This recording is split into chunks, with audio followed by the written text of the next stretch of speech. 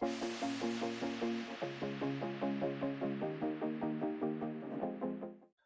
to the Men's Lifeline Academy, where we bring on scholarly men of value, men who are out on the mission helping other men to become better men. And today I have Ben on the podcast. Ben, welcome to the podcast, my friend. Thank you. Glad to be here.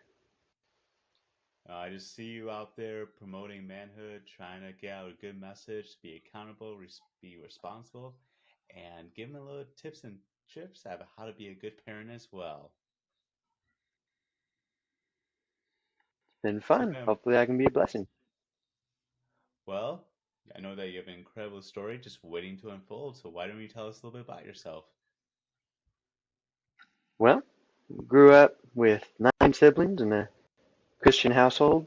Been a Christian since I was about 4. I'm 27 now. Got married about 3 years ago. We had twins as our first. Before our first anniversary, they were a little preemie. Uh, and now we've had a third, and it's been a wild ride. It's been amazing. Uh, Wow, I don't think I've ever had so anyone on the podcast who comes from a family of 9 so far. So you take the cake right now, my friend. Well, that's 9 siblings, so it's ten kids. My Right. wife has 11 siblings, so, and we weren't the biggest one in our church. Oh, really? Wow. Yeah, That's so. You guys plan having like a lot of kids, like we hope so. about As many as God will give us. Yeah. as many? That's a good answer. As many as you can. hmm So, what was the kind of like your story? Like, what's something about that you kind of went through a trial? Because on this podcast, we really focus on men who've overcome a great struggle. So, what's something that you overcome that can maybe resonate with somebody today? Well, I want to tell you about having twins as our first. Uh, that maybe struggle. It was a lot to take in, especially we had ultrasound at 8 weeks along, uh, Mm. and they only saw one in there. Oh, So it wasn't until 20 weeks, so halfway through pregnancy, that we found out it's twins. We thought the ultrasound technician was joking. Uh, we were waiting for her to, start laughing after she told us, but she didn't. Uh, so it was a lot to take in. We were really glad that God did it that way. He uh, let us get used to the idea of being pregnant, and then let us get used to the idea of having twins. So uh, that was good. Uh, and then they came early, about 32 weeks. So we spent wow. a month uh, going back and forth from the NICU. Uh, that was rough, but we were very blessed to have a very high quality NICU hospital in the area. Uh, and then it was months of uh, nursing and pumping and everything, several times during the night. And uh, with this baby, my wife can do it a lot by herself because it's just one, and it's just it's just plain nursing. I don't want to downplay that, but um, it is more simple. Um, but with twins, I needed to get up 4 or 5 times a night as well and help her out with that, and that was uh, and then go to work in the morning, and that was rough. It didn't feel like there was a light at the end of the tunnel on that, uh, but just had to wait it out. And uh, uh, we were really glad that we had each other during that time. Yeah. If So, either so of what us do had you been mean out that of the it wasn't? picture for that, it would have been really rough. Oh, sure. So, what do you mean that wasn't? You couldn't see the light at the end of the tunnel? Well, it felt like it was going on forever. It was like I thought maybe part of this would go away after the first little bit and it would get simpler, but um, and then it did after 4 or 6 months. Uh, it felt like it just kept going on way beyond what I expected. So you hit a hard patch to get through, and then it makes it harder when it goes beyond what you expect. Uh, Oh, sure. but having twins is a blessing, man. Uh, they are so fun that they have a friend in each other. Like they'll never know what it's like to try and well, they probably will figure out how to uh, what is it called? Uh, Figure out how to be bored by themselves, but Oh, I see. They want to like a they're little bit used to more having each other. independent. Right. Uh, but they can play with each other, and it's really cool to watch their personalities diverge, how they handle stuff differently, figure out stuff differently. It's really cool. Awesome. Highly Are they recommend it. identical? Are they fraternal? We think they're identical. Uh, What do you by the think? time well, they look very much alike, Sure. um, but they also look a lot like me when I was that age. Uh, Ah, but we didn't um, see them early enough on the ultrasounds to actually be able to tell 100% if they were different. Uh, I can't remember the names now, but uh, you you're supposed to be able to tell if they're fraternal or paternal uh, inside the womb. But once you're outside, I guess you have to do maybe a genetic test or something to figure out that, and it's not that's not with worth it that to more us. to just be like, okay, just I got two little blessings, little two bundles of joy. Yes, sir. They're fun. So are they healthy now, especially born like at 32 weeks? Are they Hmm. healthy? Yeah, they uh, they just needed the extra little help uh, developing those first few weeks, and they've been healthy ever since. Uh, yeah, they're very healthy. Pretty Awesome. good. That's always good to hear because you get a little bit concerned about when you hear about being born at 32 weeks and being a little bit more premature Right. and all the struggles that go through. So hopefully they're sleeping now because that's also a bigger thing, especially if they're like, 4 or 5 times a night. That sleep deprivation, that's a real thing, man, especially if you have to go back to work. Yeah, I was blessed. I was able to take off. Uh, Mostly, I took a lot of time off while they were in the NICU, but then I had to go back. Uh, but I think that worked out pretty well.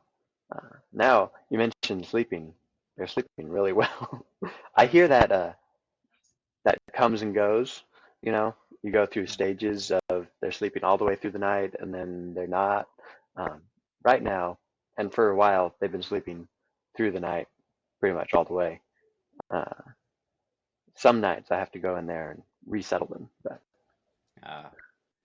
that's not the So do norm. they have So their own language? Because I know with twins sometimes they develop like this own like language between themselves. So I'm kind of curious about that.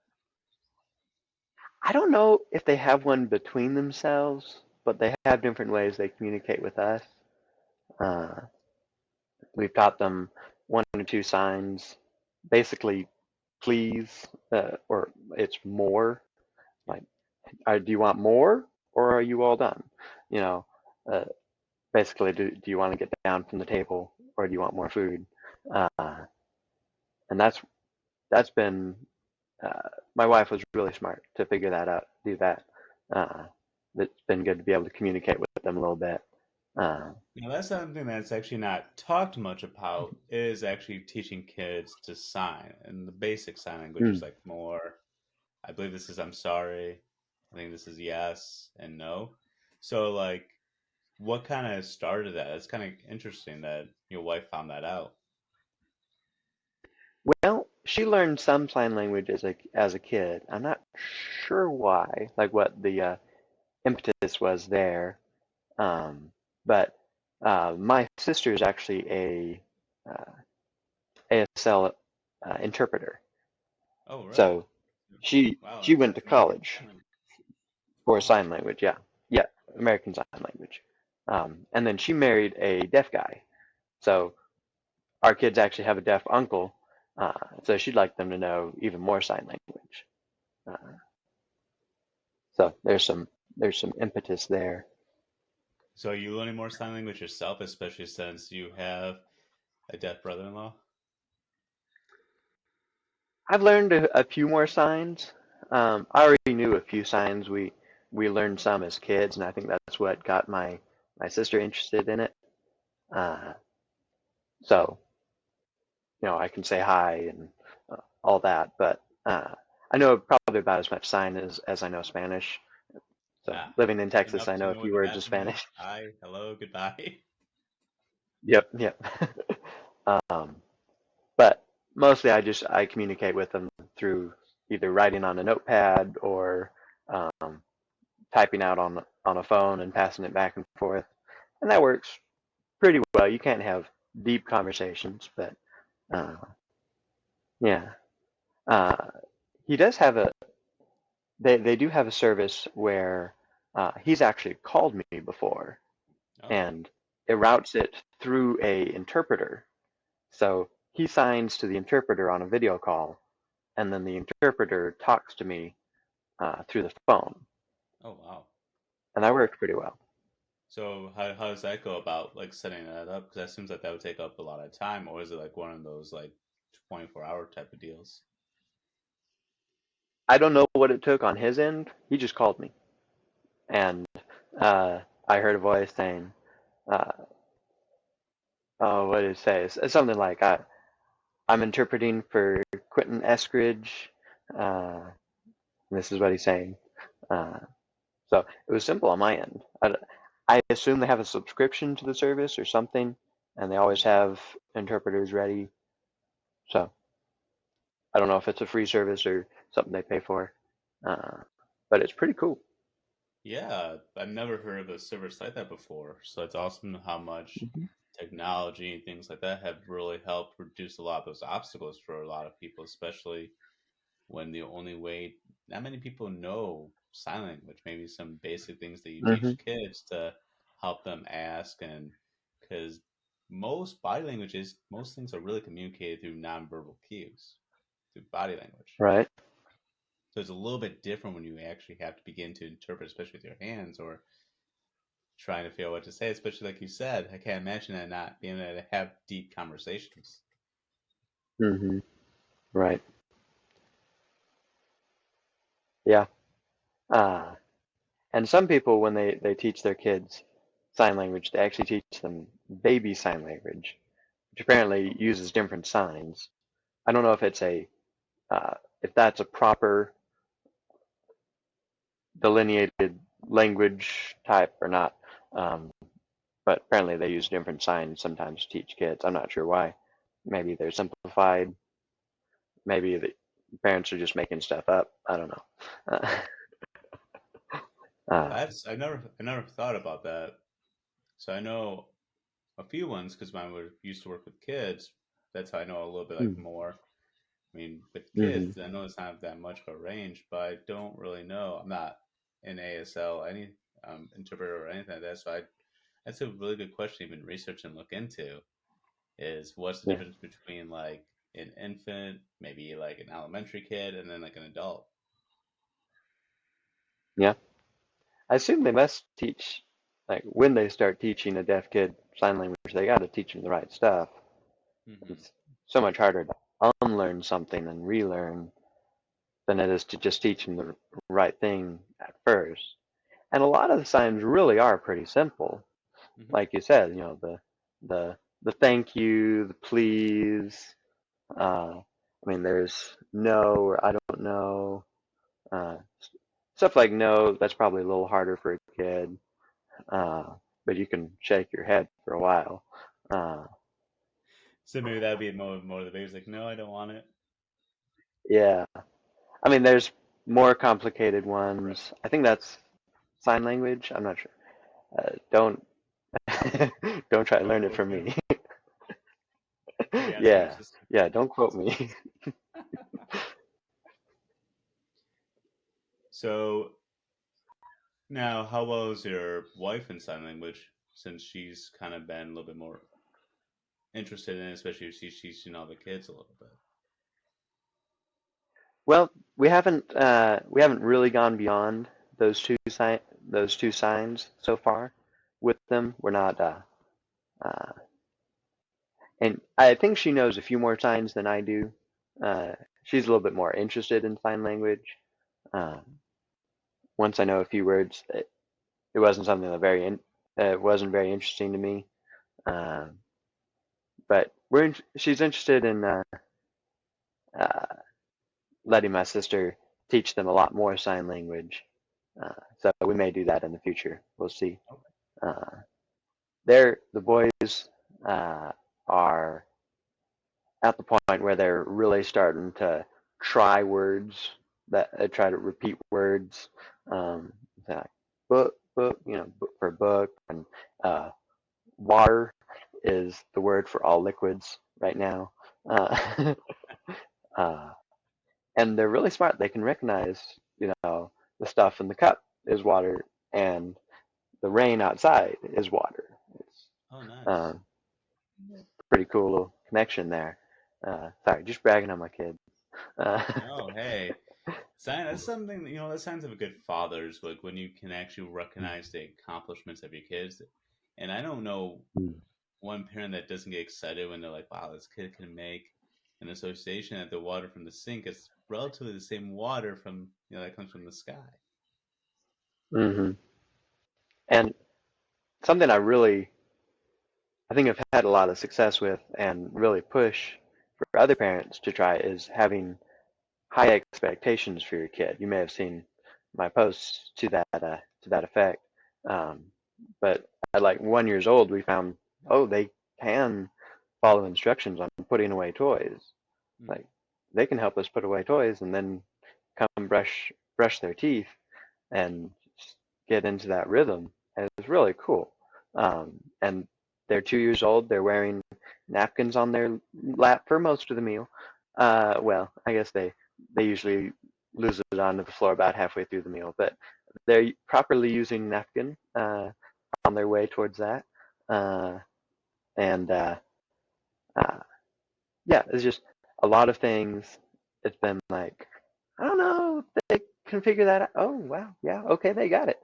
Uh, but uh, but you're right. We have to balance that with not letting our high expectations, what is it called, negate our awe at when they figure out stuff. And uh, if you have so high expectations, then you're just disappointed that they haven't figured out algebra by 3 years old, uh, instead of being impressed by them learning to count to 20 by then, and knowing all the words. Uh, so, as with most things, there's a good balance there. That's But I awesome. think So how American do you culture, set we those level? So how do you set those level of expectations for them? Like where you balance it, you still set expectation that you're going to sit at dinner to the best of your ability with the napkin on. So how do you begin to formulate that and even teach that? you have to pay a lot of attention to your kid to know what they're capable of, and it's kind of like working with an employee. It's like, okay, uh, you've mastered this level. I want now. Let's push you to the next level. Um, you've learned to sweep the floor. I'm not going to have an expectation that you're going to be writing the 50-page quarterly reports tomorrow, but maybe uh, I can start teaching you to run the cash register without any problem. I, maybe that's a bad example, but that kind of thing. You want to push them to the next level, not the not the top floor. Uh, No, I mean, it's a good example because it's showing work with someone where they're at. And mhm. so you got to kind of build that mastery of first how to sweep the floors before you can maybe work the cash register. And more importantly, write all the reports. Like this is Right. how you're supposed to, sweep the floors. How can you know how to write the manual for if you've never done it before? Hmm. So then it's just having that, I think what you're getting at is having that high expectation of being able to do it Hmm. consistently. Like when it's time to put away the toys, we put on Hmm. the classic song "Cleanup Time," and then we do one by one. Yeah. And it took several nights of it's like, okay, I'm down on the floor with them, showing them putting away the toys, handing them a lot of toys to go put on the shelf.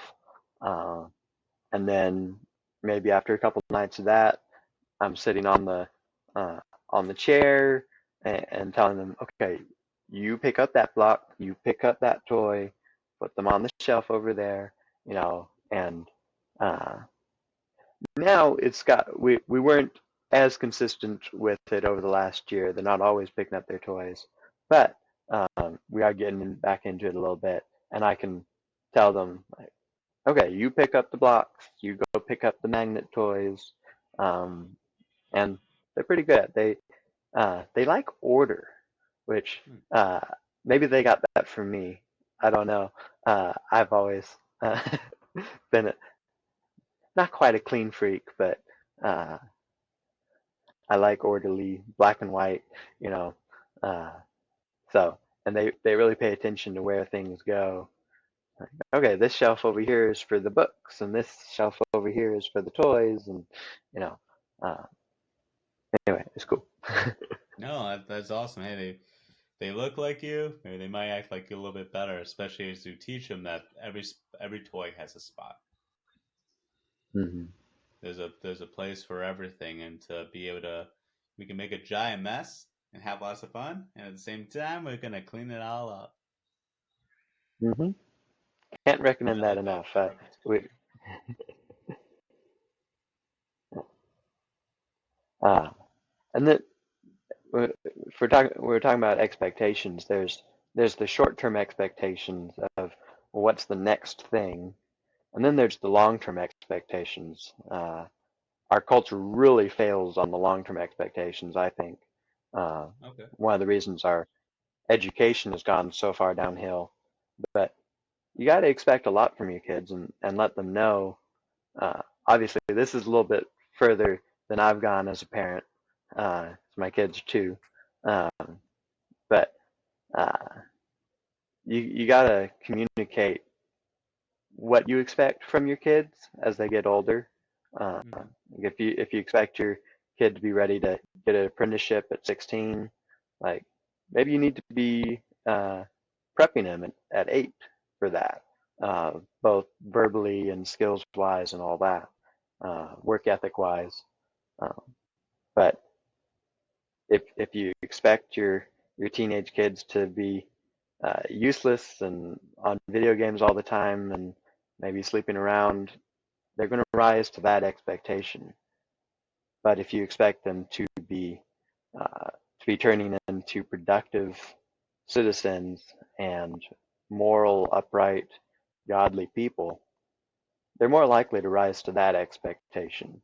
Uh, if you train them properly for that and let them know that's what you expect from them. Uh, so long-term expectations, I think, are very, very critical as well. Yeah. So with that, I know your kids are really young, but have you seen them like lean towards anything? I know some people might lean more to trucks, some might lean to more like Mm. improv or imaginary or singing. Because I know of a lot of people who went on to Yeah. become like great singers kind of began when they were like 3 or 4, or like a hockey player, right? Hockey players tend to start when they're about 3 or 4 on the skates. Hmm. Uh, I've noticed one of my kids. Uh, they both like music. They both like uh, singing. It's really cute in church. We sing as a congregation, and you can hear them go ah, ah, ah, uh, and so yeah, my father plays the guitar for church every Sunday, and Uh, the boys expressed a lot of interest in strumming his guitar whenever it's on its little stand off to the side. And so for Christmas, he got them both these little plastic guitars, uh, Oh wow. and they really enjoyed those. And they can kind of strum at the strings and do their little sing-song voice. Uh, One boy especially really likes that. So definitely going to have to get them some music lessons as they get older.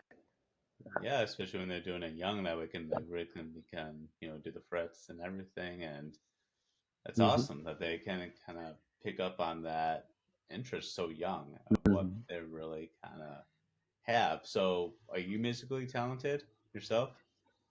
No, No. not at all. I mean, I grew up singing in church, so I can sing, especially if somebody else is singing. I don't have to try and hold the tune myself. But uh,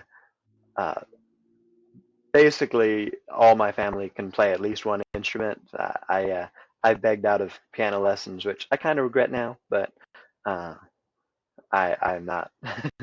I want to learn guitar. I want to learn guitar. I think that's a good. I have fond memories of sitting around in the living room playing, uh, you know, listening to Daddy play '60s folk songs and Christian music and singing along, and that was a lot of fun. I think that's a good dad skill. Want to be able to lead family worship with that. Awesome. Well, Dad's going to start giving you lessons, or if it's too hard, you're going to find somebody. Just do it with your kids. Okay, we're going to learn what? Okay, we're going to all do it together. We're all going to take the same Yep. lesson. Might get a Yep. group discount. It's a good idea. This podcast is all about how can we think, how can we be intentional about life and just begin to really just be Mm-hmm. excited about it. That's the whole point about being a scholar is you're learning, you're growing, you're implementing, and you're seeing what works and Mm-hmm. not work, especially for you. Kind of like with you and your kids, you're finding out how do they best respond. Do they respond with visuals? Do they respond with sign language? I'm sure there's a sign language word. It's Mm-hmm. time to clean up. Like, what are you doing? Gotta put the toys away. And then really begin to practice that over and over and over. And like you Mm-hmm. said, setting those level of expectations where Mm-hmm. this is the correct way to do things. This is the effective way to do things and how to clean up, how to take care of ourselves, and how to treat each other. Mm-hmm. Yep, we're definitely working on setting those expectations of how they treat each other and how they treat mommy, how they treat baby, how they treat daddy, you know. And there's different levels of expectations there, obviously. You know, be very gentle with baby, be gentle with mommy. Don't hit daddy on the head, but Often look around, there's like a toilet that goes. we are starting to learn how to punch. Yeah, Oh, intentionally oh, learning how to punch. Uh, you know, put up my hand. You know, punch my hand, uh, and teaching them not to punch where they shouldn't punch. Don't punch mommy. But I don't remember why I started doing that. I don't remember. Maybe they were starting to do some hitting like that, and like, okay, let's channel this I properly. see. Uh, and then I had them put up their hands, and we take turns. They put up their Oh hands. wow. I punch their hands, show them a little, try to show them a little form, and then I put up my hands, and we just go back and forth, and it's a fun game, and they learn a little bit at the same time. Well, it's awesome, especially you can learn how to channel that frustration because that's what you see with a lot of kids is that they're just hitting and kicking and screaming and biting because they're trying Mm-hmm. to communicate and they don't really know how to communicate with words. A lot of times, because like we use words like kids too. They're just trying now to form words, let alone speak sentences. Mm-hmm. So it's a little bit different. Yeah. So I kind of like that. Hey, this is how you throw a punch, and this is how we're gonna do it. We're nice to each other, and this is the limits. We don't go around hitting people, Right. Mm-hmm. especially when you learn how to punch and really do the correct form. Now you're getting to a whole different level of pain. I might have started that a little early, but we'll see. All right. Well, again, but if you're noticing that they're not being effective with it, right? They're just going around doing whatever. It's a little bit different when you teach them this is the appropriate, right? Like you talked about setting those high level expectations. This is when it's appropriate when someone has their hand up and they're inviting you to play. Right. Versus, I'm upset with you. Here's a toy, and here's a new lump on your head. Yep. We do have to teach them. Something else we did is the dollar store had pool noodles. So we got one and cut it in half and wrapped duct tape around it. And now they have toys that they can bop daddy or bop brother on the head without hurting each other. But we do have to teach them, like, okay, no, that's a hard toy. Don't hit with that. You can hit with that, your stick, with your, we call it their stick. You can hit with that. Don't hit with that. Don't hit with the blocks. We got some wooden blocks. Oh, yeah, you're going to get a big lump at that point. Yeah, and they're learning throwing right now. They've figured out that they have pretty good arms. Seems like I'll have to get outside with a baseball at some point.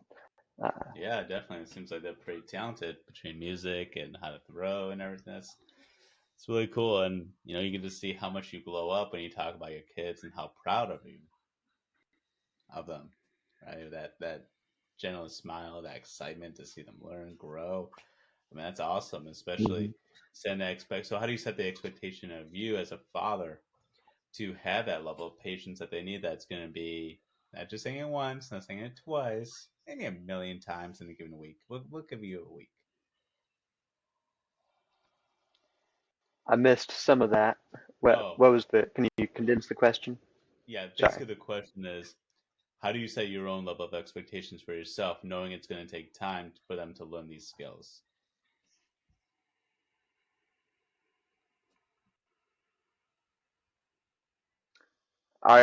If you're seeing improvement, that's uh, you're on the right track. You don't expect them to uh, learn it overnight. Uh, do expect to see improvement. I don't know. That's my only thought there. Awesome. How do you No, set I think it's expectations? important to look at that gradual improvement, that progress, versus, oh no, they don't have the skill. Oh no, I'm a failure. How could I, as a father, not be able to teach them every little thing? Hmm. So it kind of And it gives you helps that. if you're in community with other families.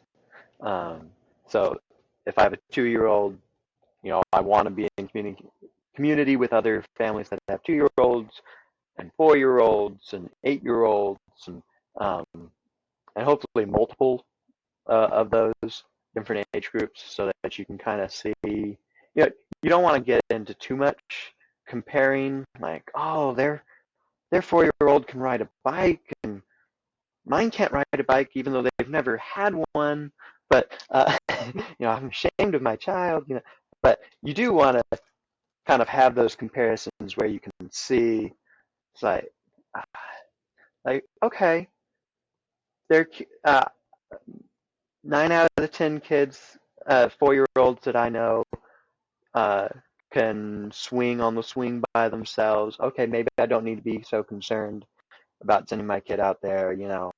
Um, you can you can moderate your views, and you can uh, you can know better what they're capable of. So be in community. That will really help you set expectations. Nice. So, how much are you in community and support for yourself? So we go to a very small church, so there's not that many kids. But my one of my very best friends, who's also my boss, which works out nicely. Oh, that's He cool. has he has about 6 kids, all 6 kids, 5 kids, something like that. Um, they just had another one, so I don't remember.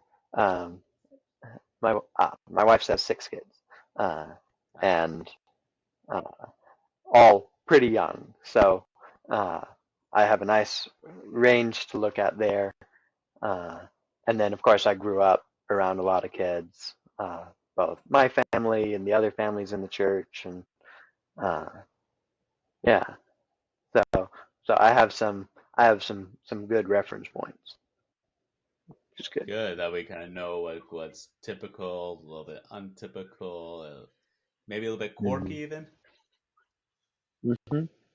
And Cool. and my friend has, I think he has high expectations for his kids. So they're all very capable. I think his 6-year old is learning piano, and uh, oh, okay, so kids maybe kids can do that without being savants or something, and uh, so they're surprising me, which helps me set the goalposts for my kids, which is good.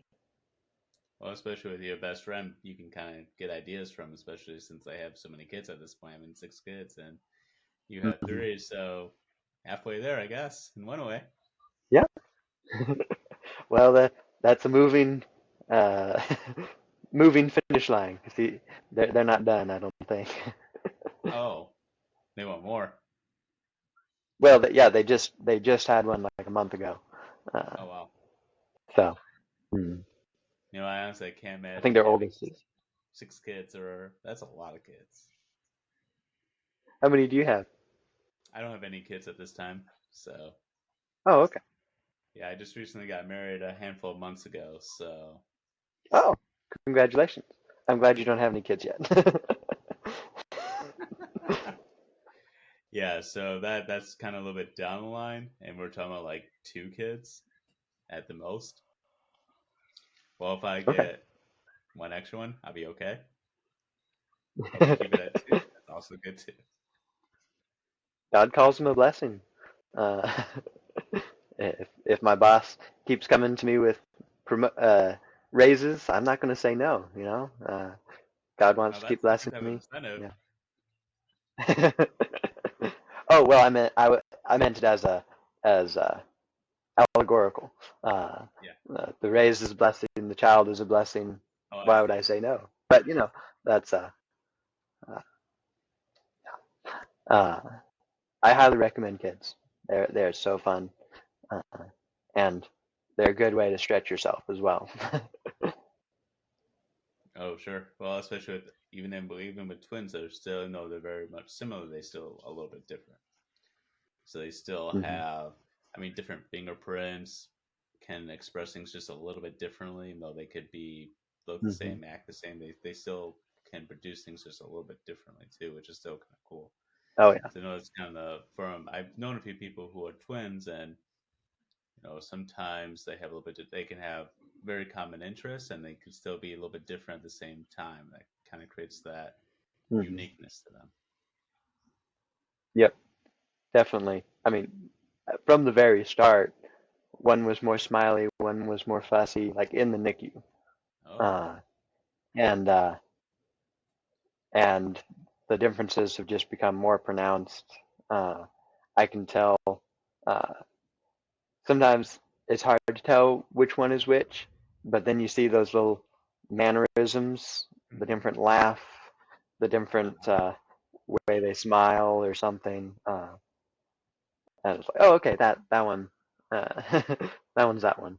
Uh, and their personalities are different. How they handle frustration, uh, uh, how they play.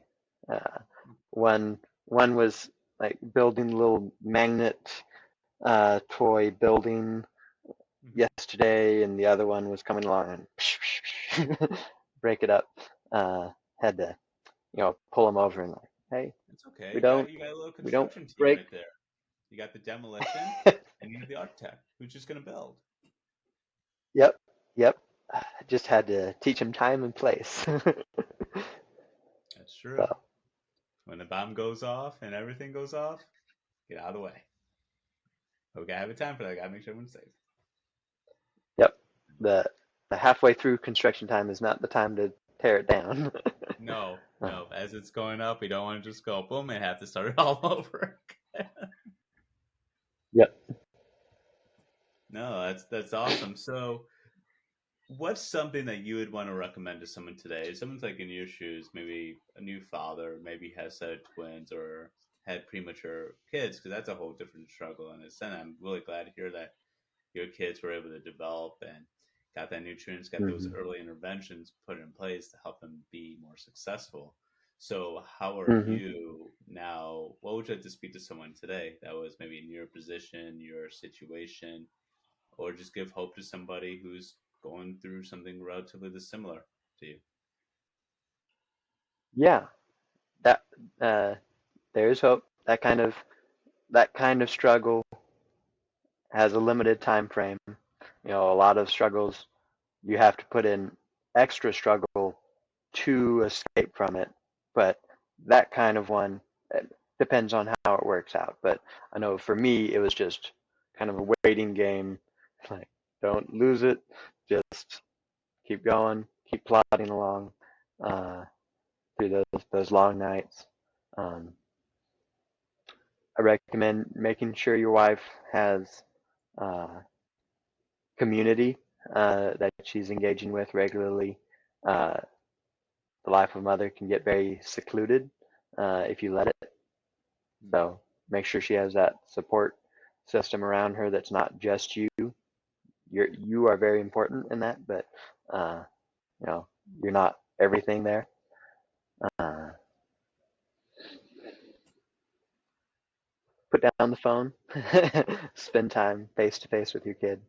Uh, highly recommend that as they get a little before you expect them to be ready for before you would expect them to be ready for it. Start rough passing with them if they're especially if they're boys. Uh, they love that. uh, and of course, you have to put down the phone to do that. Um, Mm-hmm. you know, figure out what you got to do to have more FaceTime with your kids and your wife. Maybe you need to go to work a little earlier while they're asleep. Uh, if your work schedule is flexible like that, maybe you need to only if you're doing golf regularly right now, maybe you need to cut that down. Uh, do it not quite as regularly. Uh, you know, your priorities need to shift from being from a single man to a married man to a married man with kids. Priorities got to change. Your lifestyle's got to change. Uh, I don't know. It seems weird. Like, what did I fill my time with before I had a wife and kids? But uh, now they're a lot of what I fill my time with, and it's good. I highly recommend it. It is good. That's awesome. Especially when you have to adapt to different lifestyles. I like how you talk about that progression, that learning how to go from being a single kind of guy to now a married guy. Now you're a dad. I mean, that's just a natural progression of life and to adopt their lifestyle. Hmm. And very important, phones can be so addicting. So put down the phones so that way you can be more engaged with your family. Ben, Hmm. I just want to say thank you for coming on the podcast so early in the morning, just rising up to the occasion, being a scholarly man. And so, if you're out here watching, go follow Ben. All his socials will be down below, so you can go support him, his channel, and everything that he does to promote fatherhood, Christian values, and be the man of action. So, if you're looking for a group, we have the Men's Lifeline Academy Disco group, Scholarly, and that'll also be in the description below. If you're interested about joining the group, you can send me a DM. Let me know what you're interested. Like, support, subscribe to this channel so that way we can continue to bring on men like Ben who have a story to tell that can resonate with somebody. Because I'm sure someone's out there who had kids premature, look, didn't see that light at the end of the tunnel and just had to go through each day and make sure community was at the focus. Ben, thank you for coming on the podcast. Hope everyone has a blessed day. Yeah, you do appreciate it.